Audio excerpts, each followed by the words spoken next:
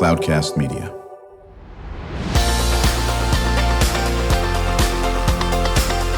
Drew Schlosberg Spotlight on the Community Show, amplifying the voices of social impact organizations, entrepreneurs, local nonprofits, and other community champions who shape the culture, creativity, and connectivity of San Diego. Brought to you by Mission Fed Credit Union, bringing good things to San Diego for over 60 years. Learn more about what is good for you and good for all by visiting www.missionfed.com. I'm Drew Schlosberg of Cloudcast Media. So proud to have an iconic organization in the studio with us today, and that's the Make-A-Wish San Diego, joined by Susanne Husby, President and CEO of the organization. How you doing, Susanne? I'm doing great. Thanks so much for having me. It's good to see you. We saw each other at the San Diego Military Advisory Council breakfast a couple of breakfasts ago, if I'm not mistaken, correct? Mm-hmm. Yep, they invited us to be a guest speaker. We're so grateful. Yeah, absolutely did a great job on that. And you brought in unbeknownst to you, one of my dearest friends. We worked together 24 years ago. She doesn't age. All the age went to me over here, and that's Christine Reed. She is your Director of Communications, and I worked with Christine when she was working for Star Pal. And you look great. How you doing? Thank you. I'm doing great. It's great to see you. Thanks for having me here. Of course. That's good to see you. Joined by my co-host, Kristen Fogel. She's the Executive Director of San Diego Writers, Inc. They're celebrating their 20th anniversary this year, and a whole bunch of cool stuff going on. In April, you got a big event coming up, and we'll chat about that. Probably we'll have a special edition with you. How's that sound? That sounds great. We'll do that. I know you're very familiar with Make-A-Wish, are you not? I am-ish, yes. I know the important work that you all do, and I am learning, though, things. So you were founded in San Diego, yes? No, actually, we were founded nationally in Arizona. Okay. But our San Diego chapter started here just over 40 years ago. Okay, got it. Okay, excellent. Can you tell us a little bit about, for those who somehow don't know, the mission of your organization? Absolutely. So I think a lot of people have heard the name Make-A-Wish, but they may have a misconception that we grant wishes only for kids who are at end of life. And the fact is, our criteria is that a child is dealing with a critical illness, but wishes are life-changing, and they create a lot of hope. And that's really what we want to share, is that, there's, I think, sometimes a fear with parents whose kids are referred to Make-A-Wish, that they think, gosh, is this the last wish? But it's actually the opposite. It's very life-affirming for a child who's dealing with an illness to be able to take a little bit of control, to choose something. They're empowered to choose a wish. And what we hear from physicians often is that they believe the wish is part of the treatment. What they're doing on the medical side is so obviously critical and life-saving, but the hope is the part that keeps the kids going through the illness that they're dealing with. And a lot of times families come back after the wish experience and tell us, this was a positive turning point. This was the reason we were able to keep going and to get through that next procedure and that next illness and the next, hospital stay. Right. Having that hope to look forward to was really kind of a game changer for a lot of our kids. That's so amazing. Is there an age group that you folks will take folks from here to here, but not above a certain age? 2.5 to 17, so basically all kids. All kids and so forth on that. Christine, what'd you get involved? I was involved actually a few years before, when I was with Star Pal. Right. And one of the officers that I worked with was a wish mom.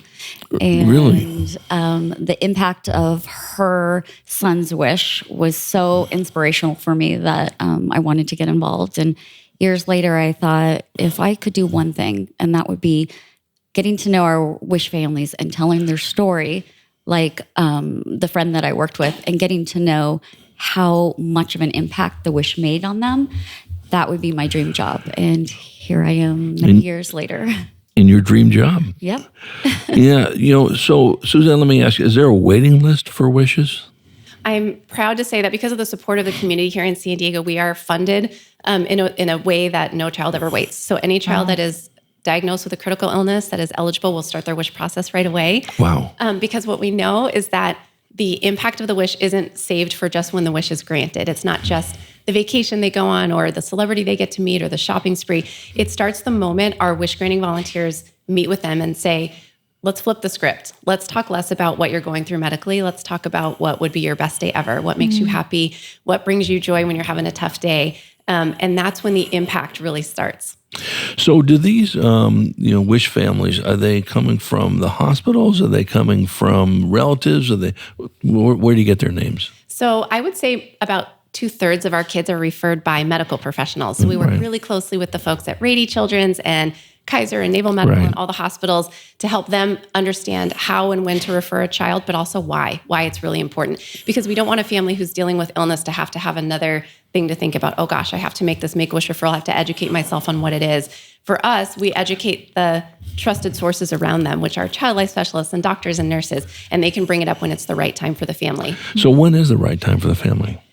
For some families, it depends. I think, right at the time of diagnosis, the family's kind of in crisis and might be trying to figure out what their new normal is going to be. That might not be the right time to receive new information, especially because going back to that misconception, the family might think, oh, wait a minute.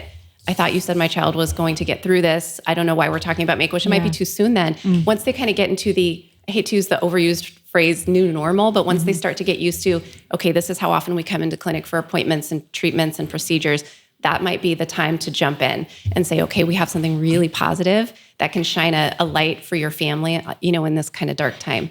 Right. So then you're certainly talking to the practitioners, the doctors or the nurses or the whomevers and all that. And then with the family in this, how long does the process take? And I imagine it depends on what the wish is, correct? Mm-hmm. It depends on what the wish is. It depends on what the child's going through medically. Right. So if a child wishes for something like computer equipment so they can become a YouTube star, we can probably get that together pretty quickly. If we have a child who wants to meet John Cena, who is the #1 most requested celebrity, it might take a little while because it's not Christine Reed. What? She's #2. I was going to say. Okay.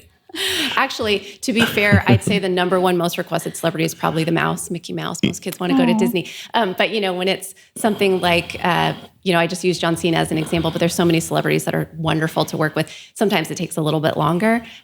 Kids might wish to go on a trip. A lot of kids say, I just want to get away. I want to take my family to Hawaii, for example. And then we work closely with the medical team to make sure timing is right with their treatment. So the timing really can be dependent on the child's treatment and what the wish is, but we don't slow down, artificially. Thankfully we do have the funds to be able to move forward with every wish. No, that's fantastic. We're chatting with Susanne Husby. She's the president and CEO of Make-A-Wish San Diego, joined by her director of communications, Christine Reed. I'm Drew Schlosberg, as you're listening to another edition of Drew Schlosberg's Spotlight on the Community Show. We are the nation's longest running community podcast. We're now in our 18th year, brought to you by Mission Fed Credit Union. We've been doing wonderful things in San Diego for more than 6 decades, joined by my co-host, Kristen Fogel. She is the executive director of San Diego Riders, Inc., celebrating their 20th anniversary this year. Kristen? Yeah. I wonder, Christine, so I'm a story gal and you tell stories. So I wonder if you could highlight maybe one or two that have just meant a lot to you or... Absolutely. Yeah. And one of my favorite, and it actually kind of goes back to what got me involved in, or wanting to get involved in Make-A-Wish, was this sort of full circle wish that we did about 4 years ago, right before the pandemic. We had a little boy who wanted to catch a bank robber. So we had to get creative, and we partnered with San Diego Police Department, who, of course, I worked with at Star Pal for years. And they were wonderful, and we tied it into a big ceremony they had. So the mayor came out to honor him for stopping the bank robber. But in the beginning process, when we were figuring out how are we going to make this wish happen, we had to find a bank willing to be robbed. So luckily we were working with Bank of America, and they had a branch that we could kind of figure out along with some detectives and one of the officers that dressed up as, it looked a little bit like the Hamburglar. Nice. That is classic. Yeah, and the obvious bag that had a dollar sign when our little boy Liam caught him and saved the day. And it was pretty amazing. And we got to invite a lot of the community to be part of it, which we love the local wishes where we can really have everybody rally around. And the fact that we're partnering with all these folks to make it happen, and then everybody gets to be a part of the joy that day. It's the reason why we're here. That's such a cool story. I was honored to be part of a Make-A-Wish. A buddy of mine who was involved with a communications firm up in L.A. said, we're working with a client, and his kid has had some pretty big issues, and his wish is to go to Lambeau Field for the Packers. And he goes, you work with the Chargers, don't you? And I go, yeah. Can you see if you can make something happen? And worked with Billy Johnston. Billy's now with the Padres, of course. And Ron Fowler brought him in, but he was the VP of PR for the Chargers. And he made a connection to his counterpart in Green Bay, and the kid got to go to Lambeau Field. I did nothing, obviously. All I did was just point somebody in the right direction, for God's sake. You connected. Well, the right people. Yeah, connected to the right people. And Susanne, as you know, and Kristen, you and I talk about this all the time. Yes, you're helping that family with that wish, but the tentacles of the family's aunts, uncles, grandparents, nieces, pets, whatever, are impacted as well. Mm-hmm. Talk about that. Yeah, I think, the child is in the center. We want them to be in the driver's seat because they're the one, who's been diagnosed. But as you said, the family is absolutely involved in this. They have to go through the ups and downs too, so they should absolutely get to be part of the wish. And, I think about, Christine mentioned a wish where the community comes together, which happens every time. It's every time we meet a child and they choose a wish, this kind of community forms around them, this little village of people who may not have met otherwise. One of my favorites was a little boy named Alex, who was 10 when we met him. He was dealing with osteosarcoma, so bone cancer in the in the bone. And he was using a wheelchair at the time that we met him because the treatment was causing him to not be able to walk. And he was obsessed with Nerf guns, and his sweet family had Nerf guns and Nerf ammo all over their house. And we asked him what his wish was, and he said, I just want to have a Nerf battlefield in my backyard. Ooh. And his parents said, sure, go ahead, make a wish. So we took over half of his backyard, and it all came out of his mind, because if we ask the question and then we walk away and just design what we think that should look like, that's not really coming out of Alex's head. So we asked him, what does it look like? Who's involved? What is this really, and what is this vision you have? And so what it ended up being was 2 forts on either side of his yard with, obstacles they could climb up and mulch. And we covered it with camo netting. And we had, enough accessories for 8 kids to play at the same time. And so we sent the family away for the day to Legoland in a limo. So I think Alex knew something was happening that day. 30 people came into his backyard, and we, within 8 hours, set up this entire Nerf battlefield. And he came home and had this amazing, moment where we had the inaugural battle. He was still kind of scooting around in his wheelchair at the time. It was a wonderful day for him, but the impact of the wish we didn't realize until shortly after. His mom called us and said, we went to physical therapy with Alex, and he usually is kind of a tough customer. His PT has to usually find tricks and tools to get him to participate. And today, for the first time, he stood up on his own for the longest we've seen out of his wheelchair. And his physical therapist said, hey, man, I got to ask you, Alex, you seem a little different today. What's different? And he said, I need to get strong enough to play on my Nerf battlefield. Ugh. Wow. That was the impact of the wish for him. He could see it out of his bedroom window every day. It was in his backyard. And he thought, if I get strong enough, I'm going to be able to play with my friends. And so that's the wish. It's hope, it's empowerment, but it's also motivation for him. Yeah, and that is repeated, certainly in San Diego and all through the other Make-A-Wishes. When we come back from break, Susanne and Christine, let's talk about the relationship with the national organization as well. And again, of course, you mentioned what needs do you folks have? Bilingual volunteers is the top of the list, and we always save some time at the second half of the interview for what our listeners can do to support your efforts. How's that sound? Great, thank you. Very good. We're going to be right back with Susanne Husby, President and CEO of Make-A-Wish San Diego, joined by the Director of Communications for the organization, Christine Reed. I'm Drew Schlosberg, as you're listening to another edition of Drew Schlosberg Spotlight on the Community Show, nation's longest-running community podcast, now in our 18th year, brought to you by Mission Fed Credit Union for 6 decades. This very cool organization's been bringing great light to San Diego residents. We'll be back with my co-host, Kristen Fogel. She is the Executive Director of San Diego Writers Inc. We will be right back. When you do your banking with Mission Fed, you get great rates on auto and home loans.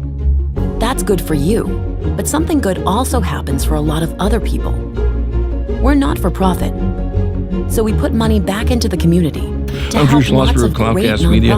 Listen to another edition of Drew Schlosberg Spotlight in the Community Show, brought to you by Mission Fed Credit Union, chatting with our friends from Make-A-Wish San Diego, Come to Susanne Mission Husby, Fed. President and CEO, It's joined by her banking Director of that's good for all. Communications, Christine Reed. I'm joined by my co-host, Kristen Fogel, the Executive Brand Director of San Diego amplification Writers is Inc. the Kristen. DNA of Cloudcast Yeah, so you're Media. part of this And larger our organization, code but you're is the relatively powerful blending of small. sound, Yes. So voice, about how many people and do you have working storytelling for you? to What does your lift local volunteer base brands look like? Talk a and their little bit about that. communities. Yeah, thank you for asking. Whether it is our we are part of the brandcast, national organization Make Wish schoolcast, America, so I or think we have a causecast very platforms, recognizable name. the We have unifying beautiful, ethos is all PSAs about that this folks see, and community, thankfully our the national one office you call helps home. support us in that If way, you so dare that dream more dollars and want to donated explore here the can brand stay here amplification and of help grant wishes. Cloudcast, So we a are the San national Diego leader in chapter local of the national podcasting organization. We and serve other the Winfluence families here in San strategies. Diego and Imperial Please counties. visit us And at so we are actually cloudcast.us. kind of a relatively small nonprofit that operates locally, and people sort of think that we're part of this bigger. Although we are part of the bigger organization, we do operate pretty locally here. So we have about 20 staff, more than 300 volunteers though, and that's by design. We're a volunteer-driven organization, so the staff is far outnumbered. Volunteers are out in the community meeting our families, greeting incoming families whose wishes to visit San Diego, helping us with fundraising, helping us in the office. I mean, volunteers really kind of infuse every part of what we do. And we work with so many community partners like the Padres and like you all at Mission Fed here that support us in our mission. You know, so the funding comes from where? Does it come from foundations? Does it come from grants? Does it come from individuals? All of the above? Yes to all of those things. We don't necessarily have much government funding. We really are individual donations, and local companies and local foundations do offer grants. But every dollar that we have has been donated by an individual usually. And I think there's a misconception that folks have to have lots and lots of money or lots and lots of time to support Make-A-Wish, and it's not true. On average, our donations are like anywhere from $100 to $900, and we just have a lot of loyal supporters. You know, one of the things we've been talking about in our 18 years of doing this is there's no such thing as a donation too small. Christine knows that from Star Pal. Or too little of a volunteer hour. We'll take 1 hour a week. Maybe next week it's 2. Maybe next week it's 3. That $1 may go $4. Who knows? And letting people know just getting engaged is important in that aspect of it. Do you have an opportunity, and you're talking about a need for bilingual volunteers? Talk about that. We do, yeah. So every need that we have is based on the families that we serve, and so many of our families are monolingual, only speaking Spanish, and we want to make sure that they are served to the same level of quality that our English-speaking families are. So we're always looking for bilingual volunteers, folks who speak English and Spanish, to help us continue making wishes come true. Yeah, on this. And I think, you mentioned something that is so critical, is sort of debunking the myth, maybe that's not the right word on it, that if you're a Make-A-Wish family, then there's dire consequences. There's serious consequences, but not necessarily dire. How do you get that message out, Christine? Is that part of what you do as a Director of Communications? Absolutely. We're always trying to sort of address the misconception that a wish is always a last wish. Many of our wish kids live beyond their wish experience. So I think it's just always important to talk about. Unfortunately, some of our kids do pass away, and that's part of what our organization, of course, is going to be facing. But anytime we can talk about how a wish really is about the moment and about that time beyond just thinking of it as the last wish. So I'm going to ask a stupid question. I'm good at that. No, stupid question. I'm good at those over here. Yeah, Kristen's going to sit there and say, no, he's got a bunch of them, on this and that. I know Kristen has a question for Susanne, is that if you're granted a wish, do you get to have another wish somewhere down the road? So we try to spread the love and the resources by granting one wish per child. Okay. But I also wanted to chime in a little bit about what Christine was sharing, that, the fact is some of our kids do pass. They're dealing with a critical illness, and that is something that we, kind of deal with as an organization. But we also have kids who grow up beyond their wish and become volunteers. We had one that was an intern. We have kids who are now adults and want to speak on behalf of Make-A-Wish and talk about how impactful it was. And so that's really important to us. Yeah, I imagine that. Kristen? Yeah. I wonder if we could maybe get into the volunteer aspect a little bit more. Sure. What are some of the, critical areas that you could use some support? So I would say, bilingual, we mentioned that already, bilingual folks that speak Spanish and English are really helpful. And, we Volunteers meet individually with each wish child. We love to share that we've granted more than 5,000 wishes here in San Diego, but each wish was granted one at a time. Mm-hmm. Each child had a really unique, customized experience, and that's because we have 2 volunteers that work directly with each child. And so the volunteer need is great, but volunteers who aren't as comfortable being directly with kids who are dealing with illness, that's not everybody's comfort zone. Christina and I love it, but it's not everybody's comfort zone. We also have volunteers that help us in the office and volunteers who help us with fundraising and help us with events. We also, here in San Diego, are so lucky to live in a destination city. We have the joy of welcoming over 200 kids a year from other places whose wish is to come to San Diego. So we have volunteers who go and greet them at the airport and greet them at their hotels. There's a lot of ways to get involved. And to Drew's point, it doesn't have to be 10 hours of volunteering a week. It could be a little bit here, a little bit there. Every volunteer hour really does matter to us. Well, we'd love to have you come back on sooner than later. It's an organization that should be highlighted nonstop, to be honest with you.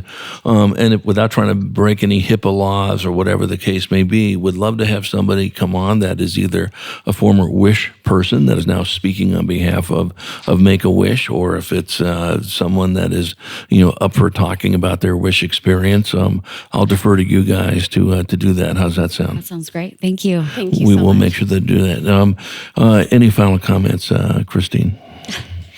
It was, as always, it's great to see you, Drew. I can't believe it's been 24 years. Oh my goodness, you look terrific. Yeah. So thank you for this, and we'll have to do something for the milestone of knowing each other 25 years. We will. Let's start that. We'll make our own wish. How's that sound? Yes. We'll make our own wish. Thank you for continuing to do great things for wonderful organization. Susanne, any final comments? I just want to thank you for having us on and helping kind of shine a light on Make-A-Wish and the fact that we're local. And I just want to say, as cheesy as it sounds, anyone can help Make-A-Wish come true. I think that's not cheesy at all. So was honored to have you folks on. Susanne Husby, President and CEO of Make-A-Wish San Diego, joined by our Director of Communications, Christine Reed. I'm Drew Schlosberg. You've been listening to another edition of Drew Schlosberg Spotlight on the Community Show, the nation's longest running community podcast on our 18th year, brought to you by just the amazing folks of Mission Fed Credit Union. You pick an area, literacy, homelessness, food insecurity, health, and all that business. Mission Fed's going to be with you shoulder to shoulder. Always love to have my co-host on, Kristen Fogel. She's the Executive Director of San Diego Riders, Inc. You've been just a delight to be on here, and I hope you do it for another 10 more months or 10 more years. That sounds good to me. Very, very good. We hope you enjoyed the show. You've been listening to an episode of Drew Schlosberg's Spotlight on the Community Show, amplifying the voices of social impact organizations, entrepreneurs, local nonprofits, and other community champions who shape the culture, creativity, and connectivity of San Diego community. Brought to you by Mission Fed Credit Union, bringing good things to San Diego for over 60 years. Learn more about what is good for you and good for all by visiting www.missionfed.com.